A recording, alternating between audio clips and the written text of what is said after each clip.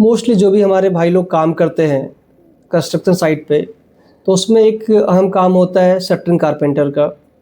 तो ये shuttering carpenter है क्या, इसमें क्या क्या चीज़ इस्तेमाल किए जाएंगे, टूल्स क्या होगा, उसका मटेरियल क्या इस्तेमाल करेंगे, तो इसी के बीच में हम बात करने के लिए आए हैं। शटरिंग के दौरान यूज़ होने वाले जो टूल्स हैं, तो सबसे पहले आपको मेजरमेंट मालूम होना चाहिए। मेजरमेंट में लाइक सेंटीमीटर है, मिलीमीटर है, मीटर है। बहुत सारे लोग लोकल एरिया में काम करते हैं, वो बोलते हैं सेंटी है, एमएम नहीं आ रहा है, इंच में काम करते हैं। तो नो डाउट अगर आपने इंच में भी काम किया है तो प्रॉपर इंच और सूत का नॉलेज होनी चाहिए। लेकिन आप साइट पे जाओगे गल्फ़ कंट्रीज़ में या और किसी कंट्री में, तो वहाँ पे आपको सेंटी, एमएम और मीटर, ये तीनों चीज़ आनी चाहिए। मेजरमेंट से आगे निकल के बात करेंगे तो मार्किंग के लिए आपको मार्कर चाहिए, कील ठोकने के लिए हथौड़ा चाहिए, इवन आपको लाइन चेक करना है तो लाइन डोरी चाहिए। हाइट अगर आपने शटरिंग डाल दी है, उसका लेवल चेक करना है तो ऊपर का लेवल चेक करने के लिए हम लोग स्प्रे टेबल का भी इस्तेमाल कर लेते हैं। इसके बाद अगर आपका ऊपर से नीचे लेवल चेक करोगे तो प्लम बॉब, जिसको बुलबुल बोलते हैं, उसका भी इस्तेमाल कर लेते हैं। इसके अलावा कुछ और भी टूल्स हैं, जैसे कि आप जब शटरिंग का साइज़ बड़ा होगा तो नॉर्मली मुरब्बा लगा करके हम उसको फिटिंग नहीं कर सकते हैं। अब ये मुरब्बा क्या होता है हम आपको आगे बताएंगे। तो इसमें करेंगे क्या कि शटरिंग के बीच में हम होल करेंगे, होल करके पीवीसी पाइप डालेंगे। पाइप डालने के बाद इसमें टाई रॉड डालेंगे। तो जो होल करने के लिए हम लोग इस्तेमाल करेंगे औजार का, उसको गिरमिट बोलते हैं। लोकल एरिया में आप लोग उसको बर्मा के नाम से जानते हैं, तो सेम बर्मा का यहाँ पे जो बड़ा रूप है वो गिरमिट है। तो गिरमिट इस्तेमाल हो जाएगा, राइट एंगल इस्तेमाल हो जाएगा। इवन प्लाई काटने के लिए आप कटर लगाओगे, कोई लोग आरी से भी काट लेते हैं। तो ये सारे जो टूल्स हैं वो आपको मालूम होना चाहिए। इन टूल्स के अलावा कुछ और टूल्स हैं, लाइक अभी शटरिंग में कील लगे हुए हैं, तो कील को निकालना है, तो कील निकालने के लिए क्या इस्तेमाल करेंगे। तो एक सिस्टम आता है जिसको बोलते हैं क्रोबार। क्रोबार होता क्या है कि आगे का जो मुंह होता है बिल्कुल आपका थोड़ा उठा हुआ रहेगा और उसके बीच में गैप रहेगा, उसको आप फंसा करके कील को आसानी से निकाल सकते हैं। मेजरमेंट के बाद जो नेक्स्ट टॉपिक है हमारा, लाइक जब काम करेंगे तो प्लाई पे काम होता है। तो प्लाई का साइज़ क्या होता है, अब इंडिया में आप देखोगे तो 8 feet by 4 feet, 6 feet by 4 feet, या कभी कभी कट पीस आपको 4 फीट बाई 4 फीट भी मिल जाएंगे। लेकिन जब गल्फ़ कंट्री में आप काम करोगे तो वहाँ पे एक स्टैंडर्ड साइज़ आते हैं 2440 mm बाई 1220 mm। वहाँ पे आप फिट में बोलोगे तो ऑलमोस्ट कभी कभी फिट में समझ में नहीं आएगा उनको। तो जब वहाँ के हिसाब से अगर आपने काम किया है तो आपको बोलना पड़ेगा कि जो सर प्लाई का साइज़ आता है वो 2440 mm लेंथ आता है और 1220 mm की चौड़ाई आती है। अब इसके अलावा पूछेंगे कि इसका साइज़ के अलावा, लंबाई चौड़ाई के अलावा इसकी मोटाई क्या है। तो जनरली प्लाई का मोटाई तो बहुत सारा होता है, even 3 mm, 6 mm, 8 mm, 12 mm, 18 mm या 19 mm भी आता है। तो मिनिमम जो हम लोग शटरिंग में इस्तेमाल करते हैं 12 mm, इससे कम का इस्तेमाल नहीं होगा। कहीं पे 18 mm का भी इस्तेमाल होता है। तो डिपेंड करता है कि किस चीज़ की कास्टिंग कर रहे हैं, कॉलम है, फुटिंग है, बीम है, स्लैब है, तो उसके हिसाब से हमारा शटरिंग का जो प्लाई आता है वो साइज़ बदलते रहता है। तो प्लाई का आपको जनरली साइज़ बता देना है कि क्या क्या साइज़ आते हैं, लंबाई, चौड़ाई और उसकी मोटाई। अब 2-4 साइज़ बता देना कि लाइक सर मिनिमम 12 mm का इस्तेमाल किया है हम लोग, उससे कम का इस्तेमाल नहीं किए हैं, 18 mm का भी सर इस्तेमाल किया है। एक और सवाल पूछे जाते हैं कि जब आप काम करते हो कहीं कहीं पे राउंड शटरिंग होता है, तो उसमें आप कितने एम का प्लाई इस्तेमाल करोगे। तो जनरली जब भी आपका राउंड कटिंग होगा तो उसके लिए आप 6 एम का प्लाई इस्तेमाल कर सकते हैं। 6 या 3 दोनों जो प्लाई हैं वो आपके इस्तेमाल करने के लिए बेस्ट है।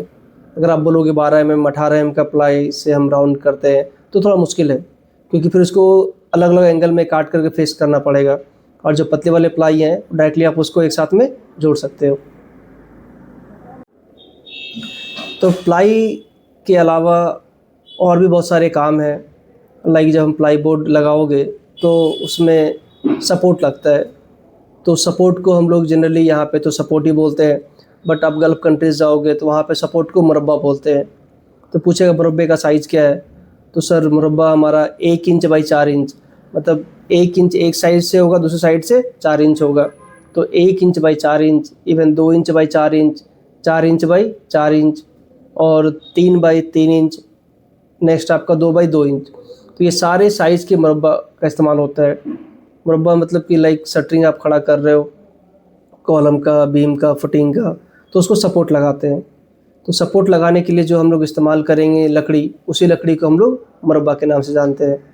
अभी मुरब्बा में हम लोग फिर कील ठोकेंगे, तो अलग अलग साइज़ के हिसाब से कील इस्तेमाल होता है।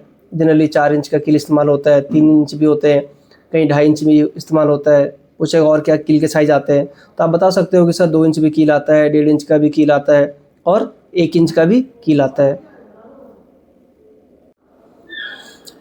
उसके बाद जब आप शटरिंग चालू करोगे कॉलम का, तो कॉलम की शटरिंग चालू करने से पहले पूछते हैं हम लोग क्या करेंगे। तो याद रखो कि जब भी आप शटरिंग का कॉलम स्टार्ट करोगे, उसके पहले हम लोग स्टार्टर बनाते हैं। तो स्टार्टर मतलब कि जो कॉलम खड़ा होगा, उसके नीचे में सबसे बेस में 4 से लेकर 6 इंची, मतलब 10 सेंटी से लेकर 15 सेंटी हाइट का एक लकड़ी लगाते हैं चारों साइड से। जो हमारा सरिया खड़ा होगा कॉलम, उसके चारों साइड से 15 सेंटी या 10 सेंटी का लकड़ी खड़ा होता है, और जो सरिये से उसकी दूरी होती है करीबन आप 2-2 इंच कवरिंग ले सकते हो। ऐसा करने से क्या होता है कि जब हम उस सरिये को चारों साइड से शटरिंग से घेरेंगे, मतलब स्टार्टर तैयार करेंगे, और उसमें जब मसाला डालेंगे, जो आपका मोटर है, सीमेंट, बदरपुर, मिक्सर, तो उससे क्या होता है, नीचे का जो बेस होता है वो स्ट्रांग हो जाता है। उसके बाद हम जब स्टार्ट करेंगे शटरिंग करना, तो वो करने में आसानी होता है। तो इसलिए नॉर्मली पूछा जाता है कि इस कॉलम की शटरिंग करने से पहले आप क्या करोगे, तो सीधा आपको बताना है कि सर कॉलम की शटरिंग करने से पहले हम लोग कॉलम का स्टार्टर तैयार करते हैं, स्टार्टर करने के बाद ही कॉलम का शटरिंग करते हैं। तो ये एक सवाल है जो आपको मालूम होना चाहिए। और लाइक पूछता है कि ठीक है, जब आप काम करते हो, कॉलम भी आप बना लिए, फुटिंग भी बना लिए, बीम भी लगा लिए, तो बीम, फुटिंग, स्लैब सब खुलने का टाइम क्या होगा, मतलब इसको डीशटरिंग कहा जाता है। तो डीशटरिंग का मतलब कि जब चीज़ें कंप्लीट हो गया, आपने उसमें पूरा मेसन का काम करवा, मेसन वाले उसमें आके मसाला डाल दिए, तो फिर वो खुलेगा। तो कितने दिन में खुलेगा? अभी आप बात करेंगे कॉलम की, तो कॉलम जनरली 24 घंटे में खुल जाता है। आपसे सवाल पूछा जाएगा कि आप कॉलम खोल रहे हो, कॉलम आपने बना लिया, कॉलम पूरा ढल भी गया है, तो कितने दिन के बाद वो खोलोगे? तो जनरली कॉलम 24 घंटे में आप खोल सकते हैं। कॉलम के अलावा फिर बीम आता है, तो बीम कितने दिन में खोलेंगे? तो बीम का 2 साइड हो गया, एक तो बॉटम और एक साइड। तो सबसे पहले क्या खोलेंगे? हम लोग गलती करके बता जाते हैं कि सर पहले बीम का बॉटम खोलेंगे, फिर बीम का साइड खोलेंगे, तो ये गलत है। सबसे पहले जो आप खोलोगे वो बीम का साइड होगा, उसके बाद बीम का बॉटम खुलता है। तो जो बीम का साइड है वो कितने दिन में खुलेगा? तो हम बता सकते हैं कि जो सर बीम का साइड है वो 48 घंटे में खुल जाएगा। अब ये भी कर सकते हैं कि अगर मौसम अगर सही नहीं है, बारिश का मौसम है, तो 24 घंटे और डिले कर सकते हैं। मिनिमम हमारा 48 घंटा चाहिए। अगर सीज़न अच्छा है, गर्मी का मौसम है, तो 48 घंटे में हम बीम का साइड खोल देंगे। तो फिर साइड खुल गया तो फिर बच गया बीम का बॉटम।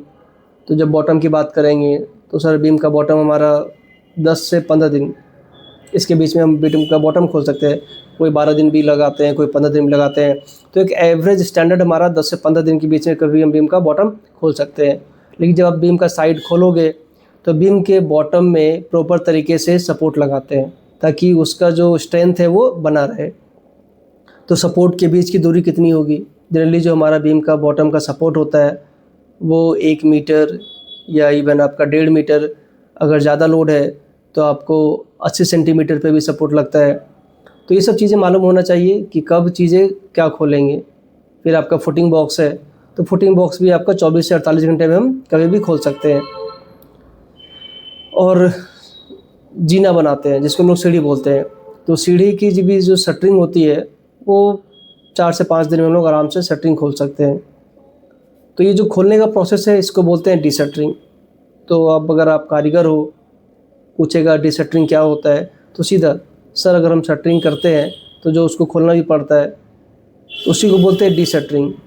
तो कुछ और भी चीज़ें हैं, लाइक जब हम काम करेंगे तो डिशटरिंग के अलावा एक और भी टॉपिक है जिसको बोलते हैं कवर ब्लॉक।